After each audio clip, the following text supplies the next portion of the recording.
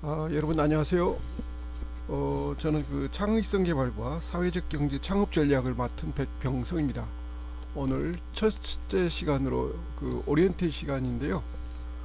지금 그 코로나19 때문에 학교에서 여러분들을 뵙지 못하고 이렇게 동영상을 통해서 유튜브를 통해서 강의하게 됐습니다. 아, 이번 주하고 다음 주 강의는 아마 전체적으로 충분하게 이루어지진 못할 것 같고 간단히 유튜브를 통해서 하는 거니까 간단히 이번 시간에는 이제 수업 오리엔테이션에 대해서 간단히 수업을 하도록 하겠습니다. 한 학기 동안 여러분들과 즐겁고 아주 유익하고 재밌는 시간이 됐으면 하는 바람입니다. 수업 오리엔테이션으로 오늘은 이제 요 앞에 나와 있는 그림은 교재 두 권을 제가 소개해 드렸습니다. 요 교재 두 권이고 요 사진은 제 얼굴입니다. 참고로 해 두시고요. 자, 바로 시작을 하도록 하겠습니다.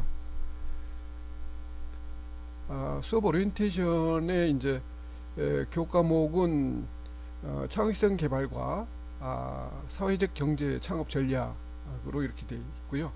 요 교시는 이제 A반, B반, C반이 다 시간이 달리 되어 있고 제 수업은 화요일에 배치가 되어 있습니다.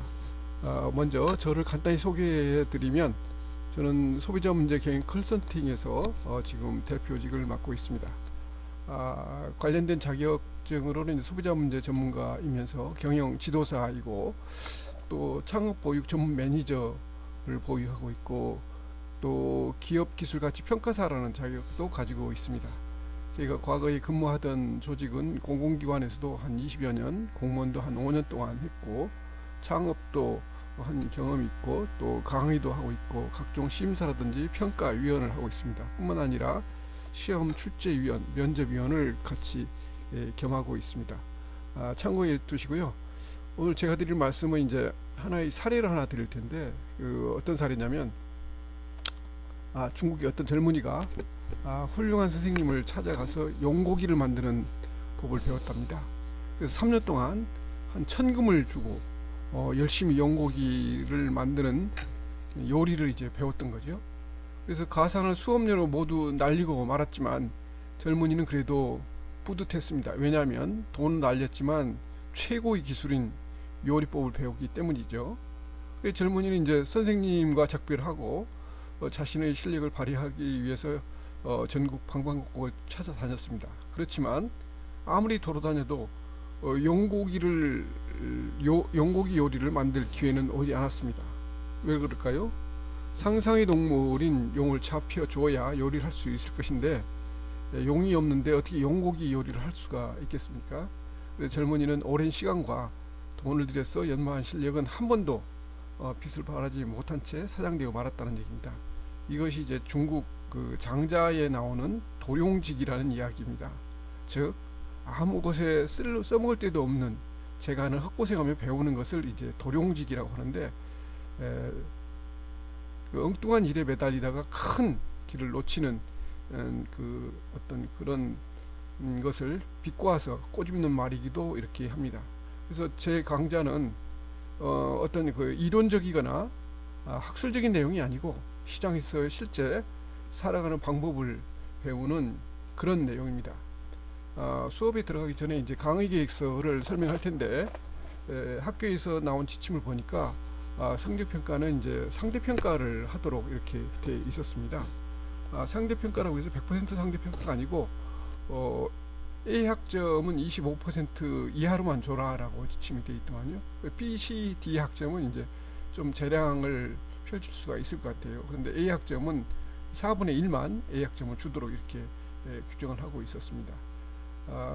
그래서 여기에 맞춰서 학점을 줄 수밖에 없다는 점은 미리 말씀드리고 출결사항은 결석을 4일 이상 하면 F 학점 처리되니까 여러분들 조심하시기 바랍니다. 그리고 하루라도 결석이 되면 감점이 됩니다. 하루에 저는 한 1점 정도 감점을 하려고 그래요. 그래서 될 수 있으면 결석을 안 하는 게 좋겠다.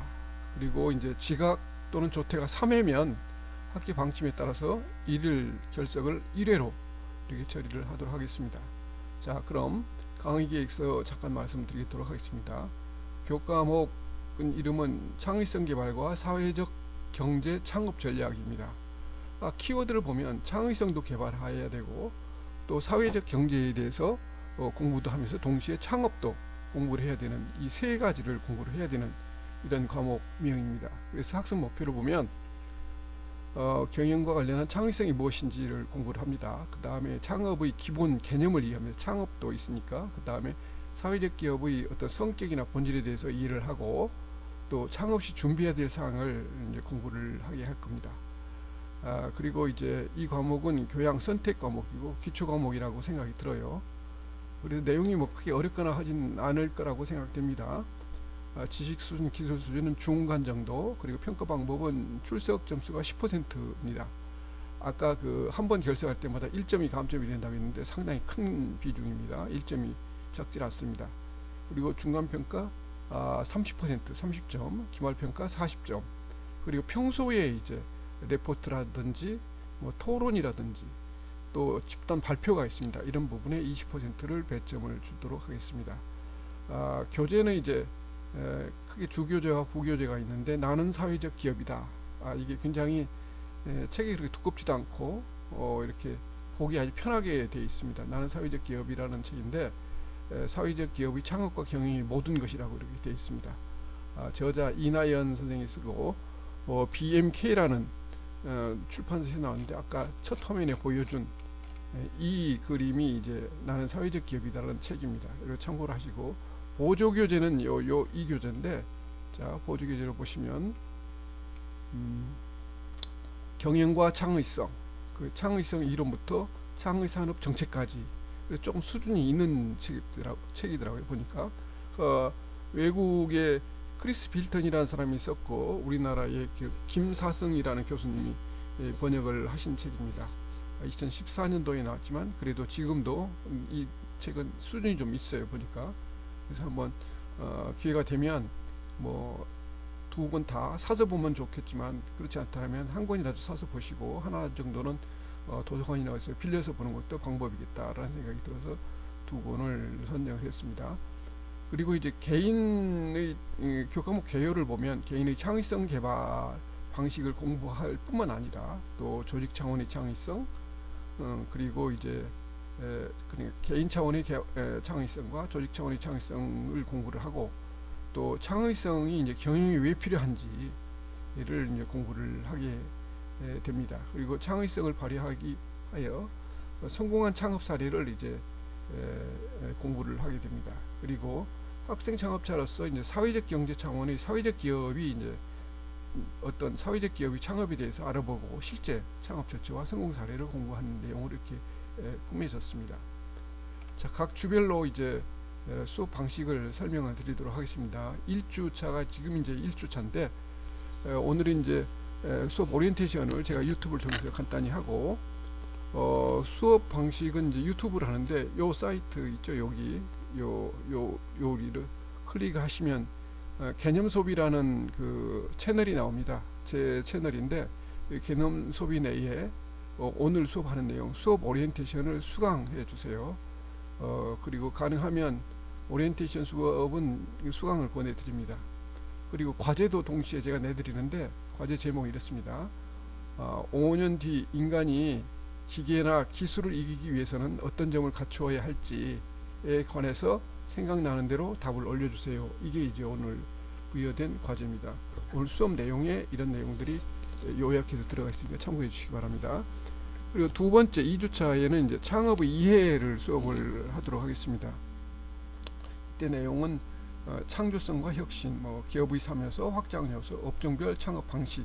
그래서 2주차도 역시 본 유튜브를 통해서 강좌를 올려놓도록 하겠습니다.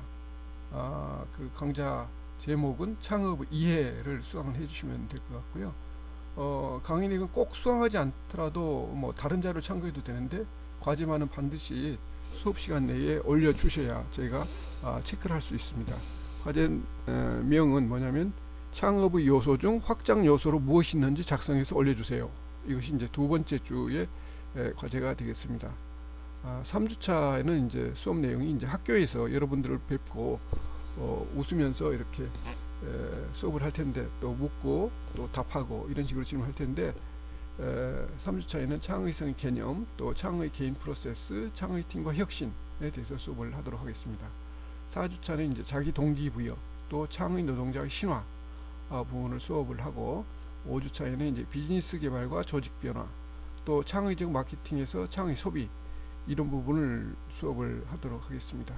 그리고 6주차에는 이제 창업과 기업가 정신, 또 기업가 정신이란 뭔지, 성공과 실패에 대해서 수업을 하도록 하겠습니다. 7주차에는 창업 아이템 선정, 또 창업 아이템이 이제 중요성과 원천, 또 창업 아이디어의 개발, 또 선정 절차, 선정 이런 순으로 수업을 하고, 8주차에는 중간고사를 보도록 하겠습니다. 중간고사는 주관식이 될 수도 있고 객관식이 될 수도 있고, 여러분과 수업을 하면서 제가 생각을 하고 미리 예고 드린 대로 시험을 보도록 하겠습니다. 9주차에는 이제 입지 분석, 상품과 입지, 조심해야 할 점이 뭔지, 여러분들이 실제로 창업을 한다고 했을 때 어떤 부분을 주의를 해야 될지 하는 내용을 보도록 하겠습니다. 10주차에는 사업계획서 작성인데 굉장히 중요한 부분이에요. 사업계획서라는 게 우리가 창업을 해서 투자를 유치한다든지 또 정부 사업을 지원받는다든지 할 때는 반드시 사업계획서를 작성을 해서 발표를 해야 됩니다. 이때 그 작성 요령이라든지 발표하는 요령이라든지 하도록 하겠습니다. 그 사업계획서 작성은 조별 과제로 부여를 하고 팀원 중에 한 사람이 나와서 발표를 하는 걸로 이렇게 진행을 하도록 하겠습니다. 11주차에는 사회적 기업이란 무엇인가, 사회적 기업이란 무엇인가 라는 주제로 강의를 하도록 하겠습니다. 사회적 기업이 여러 가지가 있는데 비영리 단체, 협동조합, 마을기업, 사회적 기업 인증, 이런 내용을 중심으로 수업을 하도록 하겠습니다. 12주차는 사회적 기업의 비즈니스 모델이라는 것은 이제 어떤 그 사업을 하기 위한 기본적인 틀이라고 보면 됩니다. 비즈니스 모델에 대해서 공부를 할 예정이고, 13주차에는 프랜차이즈와 소셜 프랜차이즈는 뭐고 소셜 프랜차이즈는 뭔지, 그리고 이 둘은 어떻게 차이가 있는지를 공부를 하도록 하겠습니다. 14주차에는 이제 사회적 기업이 갖춰야 할 조건, 사회적 기업이 되려면 갖춰야 될 조건이 있습니다. 사회적 기업은 어떤 정부로부터 지원도 받지만 지원을 받기 위해서 상당한 부분을 요건을 갖춰야 됩니다. 그래서 그런 부분도 공부하고, 성공 요인이 무엇일까, 실패 요인이 무엇일까에 대해서도 공부를 하도록 하겠습니다. 15주차에는 이제 사회적 기업의 지원제도 알아보기, 또 이 지원제도를 실제로 활용하기, 이런 순서로 수업을 진행을 하고, 마지막 주에 이제 기말고사를 보도록 하겠습니다. 교육 수업 방식은 강의, 토론, 강의 중심으로 하되 가끔은 토론도 겸해서 할 겁니다. 그리고 조별 발표를 아까 그 사업계획서 작성회의를 조별 발표로 한다고 했습니다. 또 중간에 개별 과제도 제가 부여를 할 테니까 수업 내용에 대해서 너무 크게 부담 갖지 말고 쉽게 생각을 하고 참여해 주시면 되겠습니다. 그리고 이제 개별 과제는 과제물로 부여를 하고, 또 조별 과제는 발표를 통해서 일부 성적이 아까 20%라고 그랬죠. 전체 20%에 나눠서 발표를 하도록 하겠습니다. 성적이 반영하도록 하겠습니다. 그리고 선수 과목은 없으니까 부담을 안 가지셔도 되고, 이어서 바로 창의성에 대해서 수업을 하도록 하겠습니다. 여러분들 창의성이라고 하면 창의성이 뭘까요? 창의성이 자, 그 사전적으로 해설을 하면 창의성이란 새롭고 남다른 것을 생각해내는 성질이다, 이렇게 설명을 하고 있습니다. 그래서 창의성은 이제 새로움 또는 다름이 전부다, 새롭고 다르다라는 거죠. 그래서 관습적인 수단이나 또는 그 관점에서 벗어나는 것을 창의성이라고 이렇게 얘기를 하고 있습니다. 굉장히 중요한 의미입니다. 창의성은 새로운 거다, 또 기존의 것과 다른 거다. 그렇기 때문에 관습적인 수단이나 관점에서 관습적인 수단이나 관습적인 관점에서 벗어나는 것이 이제 창의성이다, 이렇게 개념 정의를 할 수가 있고, 근데 이런 창의성이 이제 말하자면 활발하게 진행되기 위해서는 어떤 개인의 재능이라든지 비전을 표시해야 할 어떤 자유를 제공할 때만이 창의성이 활발하게 전개가 된다라는 거죠. 어떤 자유가 없는 상태에서는 창의성이 발휘되기 어렵다, 이렇게 얘기를 하고 있습니다. 참고로 이제 에디슨의 이제 에디슨에 대해서 이제 에디슨 보통 사람들이 얘기하기를 발명가라고 이렇게 얘기를 하고 있지만, 사실은 이제 에디슨은 발명가이기도 하지만 창의적 기업가라고 얘기를 하고 있습니다. 경영학자 피터 드러커는 미래 사회를 이끌어가는 기업가 정신에서 에디슨은 수완이 발명한 전구의 특허권을 사들여서 어떤 용도라든지 이런 것들을 개선해서 확장한 것이고, 유리덮개라든지 진공, 봉합, 그리고 필라멘트 등에 대해서 기술적인 연구를 시작하기 전에 이미 전력산업 전반의 시스템을 구축했다라는 거죠. 이 에디슨이 그가 개선 용도 확장한 전구는 전력회사가 공급하는 전압에 적합하게 설계되었고, 전구 구매 고객이 전력을 잘 공급받도록 전선 설비 권리도 확보했으며, 또 배전 시스템도 완료해 두었다고 그렇게 얘기를 하고 있습니다. 그래서 에디슨은 발명가라기보다도 창의적 기업가라고 이렇게 규정을 하고 있습니다. 피터 드러커는.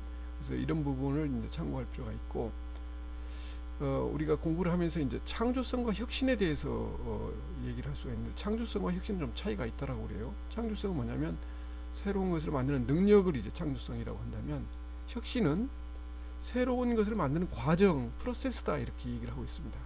기업에서 보면 창조성이라는 것은 이제 새로운 것을 만드는 능력이든 새로운 지식, 능력이 선천적으로 타고난 어떤 그런 잠재적인 역량, 능력, 지식 이런 거라면, 혁신은 아이디어화하고 자원을 유용한 방법으로 변환하는 프로세스다 이거죠. 그래서 신제품이나 어떤 새로운 서비스 이런 것을 창출하기도 하고, 공정과 시장을 창출을 하는 것도 혁신이다.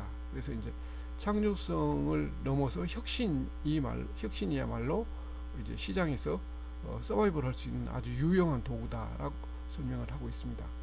창조성과 기업가 정신을 보면, 창조적인 과정은 어떤 그 시장이나 기술의 공백 또는 어떤 사회의 변화를 통해서 아이디어를 인식함으로써 시작한다라고 이렇게 얘기를 하고 있습니다. 이 그래프에서 보면 창조성과 기업가 정신을, 창조성은 이제 이 세로축으로 놓고 기업가 정신을 가로축으로 놨을 때, 기업가 정신도 높고 또 창조성도 가장 높은 것이 혁신가라고 이렇게 규정을 하고 있습니다. 그래서 혁신가가 가장 고단위, 어떤 고도의 사회에 기여하는 그 집단이라고 이렇게 설명을 할 수가 있습니다. 기업의 창조적 과정이라는 측면을 한편 보면, 창조적 과정은 시장이나 기술의 공백과 사회 변화를 통해서 아이디어를 인식하는 것으로부터 시작된다. 그래서 창조적 과정을 보면 아이디어를 인식해서 아이디어를 이끌어내면, 이것을 이제 고객의 문제와 기술 공백을 해결책을 제시하고 사업 아이디어를 선정하게 되고, 이 아이디어가 이제 사업을 구체화시키고, 그리고 이 아이디어를 이제 검증하고 어떤 타당성을 검증을 해서 이제 실제로 어떤 제품에 반영을 한다든지 시장에 출시를 하는 것을 이제 우리가 기업의 창조성 과정이라고 이렇게 설명을 할 수가 있을 것 같습니다. 여러분들 최근에 이제 4차 산업에 대한 4차 산업혁명이라는 말을 많이 들어봤을 텐데, 4차 산업혁명이 뭘까요? 4차 산업혁명은 이 4차 산업을 주창한 사람이 월드 이코노미 포럼, 세계 경제 포럼 회장인 클라우드 슈밥이라는 사람이 있습니다. 클라우드 슈밥이라는 사람이 자신의 책 제목이 뭐냐면 4차 산업혁명이라는 책에서 4차 산업이란 3차 산업혁명을 기반으로 해서 디지털, 전자죠, 전자 혁신이죠. 그다음에 바이오, 그다음에 물리학 등 세 개 분야 융합이 돼서 기술들이 이제 경제 체제와 사회 구조를 급격히 변화시키는 혁명을 이제 그 4차 산업혁명이다 이렇게 규정을 하고 있는데요. 이 슈밥이라는 사람은 뭐라고 얘기를 하면, 우리는 지금까지 우리가 살아왔고 일하고 있던 삶의 방식을 이제 근본적으로 바꿀 기술혁명의 직전에 와 있다라고 이렇게 개념 정의를 하고 있습니다. 그래서 이 변화의 규모와 범위, 복잡성 등은 이전에 그 인류가 경험했던 것과는 전혀 다를 것이라고 예측을 하고 있습니다. 그래서 그럼 4차 산업이라면 그 4차 산업 이전에 이미 1차, 2차, 3차 산업이 있었다는 거죠.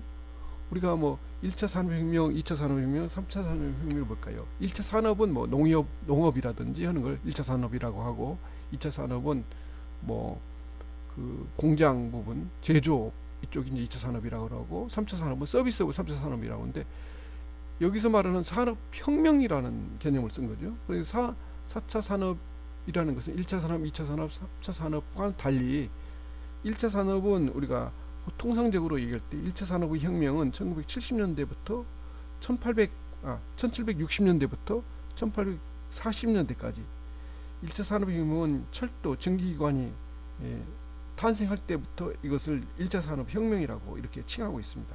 그럼 2차 산업혁명은 뭘까요? 19세기 말, 그러니까 1800년대 말부터 20세기 초, 1900년대 초까지 전기와 어떤 그 생산 조립 라인, 그러니까 대량 생산 체제가 되면서 이것을 이제 2차 산업혁명이다 이렇게 규정을 하고 있습니다. 3차 산업혁명은 뭐냐면 이제 반도체하고 메인프레임 컴퓨팅, 그러니까 1960년대 이게 이제 탄생이 됐고 PC는 70년대에서 80년대, 그 다음에 인터넷은 1990년대 이후로 이제 발달을 했는데 이 정보통신 기술이 이제 3차 산업혁명이다 이렇게 규정을 하고 있습니다. 그런데 이제 이 4차 산업혁명이 되면서 문제되는 게 하나 있어요. 4차 산업이 뭐 여러 가지 이제 바이오하고 디지털, 물리학 등이 발달이 되면서 뭐 제조업이라든지 제조업에 나아가서 이제 서비스업에도 확산이 돼가지고 이제 하나의 문제는 뭐냐면 우리가 일자리를 잃게 된다라는 측면이 있습니다. 4차 산업혁명 시대의 인재라고 그래가지고 불안감이 이제 없잖아 있습니다.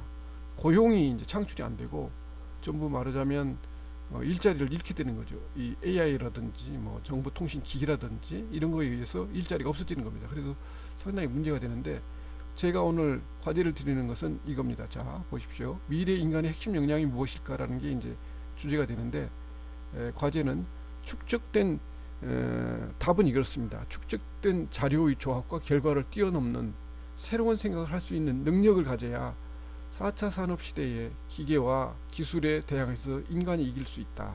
여러분도 마찬가지고 저도 마찬가지입니다. 그래서 이러한 능력은 뭐냐면 창의성, 오늘 공부하고 있는 창의성, 또 의미와 목적에 대한 탐구, 또 다른 사람의 감정을 공감하는 능력, 또 건강과 행복을 함양하는 능력, 이런 것들이야말로 4차 산업 시대에 우리가 기계와 기술에 대항해서 이런 것들을 극복할 수 있는 그 역량, 능력이 된다라는 거죠. 그래서 오늘 제가 과제를 드린 내용 중에 답은 이쪽을 여러분들의 생각한 바를 좀 엮어서 답을 해주시면 되겠습니다. 자, 오늘은 여기까지 말씀드리고 다음 주에 또 그 창업의 의의에 대해서 수업을 계속하도록 하겠습니다. 감사합니다.